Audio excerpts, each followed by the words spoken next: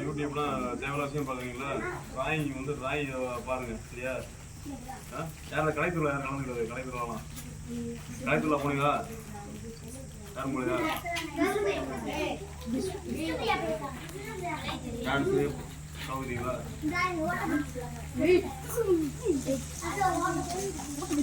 கலைத்துறை ஓட்ட அப்படி கிடையாதுல்ல. எத்தனை டிராயிங் எத்தனை பேர்?